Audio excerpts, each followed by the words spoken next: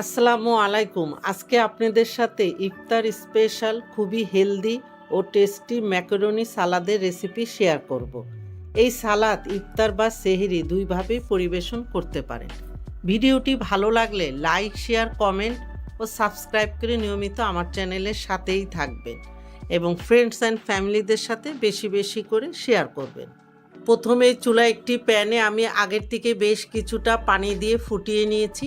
এখন এই ফুটন্ত পানিতে দিয়ে দিব লবণ 1 চা চামচ, তেল 1 টেবিল চামচ দিয়ে পানির সাথে তেল লবণ ভালো মতো মিশিয়ে নিয়ে এখানে আমি 1 কাপ ম্যাকারনি দিয়ে সাথে সাথেই পানির সাথে মিশিয়ে দিতে হবে, কারণ ম্যাকারনি গরম পানিতে দেওয়ার সাথে সাথে একটু নিচে জমাট বেঁধে যায়। এজন্য ম্যাকারনি দেওয়ার সাথে সাথে একটু নেড়ে দিতে হবে। এখন চুলার হিট মিডিয়াম হাইতে রেখে আমি 8 থেকে 10 মিনিটের মতো ম্যাকারনিগুলি সিদ্ধ করে নেব।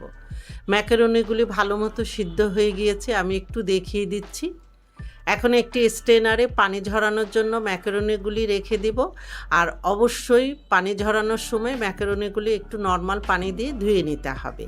আর এদিকে চুলায় আরেকটি প্যানে 2 টেবিল চামচ রান্নার তেল দিয়ে একটু গরম করে নিয়ে 3 পিস সসেজ দিয়ে চুলার হিট মিডিয়াম লোর মাঝামাঝি রেখে নেড়ে চেড়ে গোল্ডেন কালার করে ভেজে নেব। সসেজগুলি আমার ভাজা হয়ে গিয়েছে। এখন এই তেল থেকে সসেজগুলি তুলে নিয়ে আমি ছোট ছোট কিউব করে কেটে নেব। এবার একটি মিক্সিং বলের মধ্যে নিয়ে নেব মেয়োনিজ 1/4 কাপ।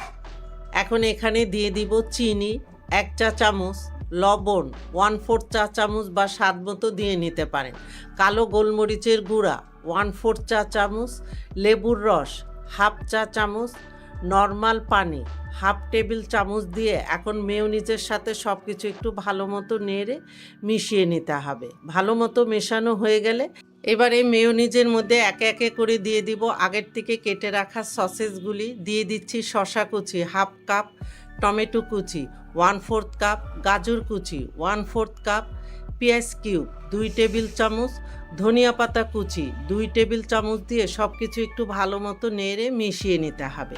আর এখানে আপনাদের পছন্দ মতো যে কোনো সবজি ব্যবহার করতে পারেন, আবার 3 ধরনের ক্যাপসিকামও ব্যবহার করতে পারেন।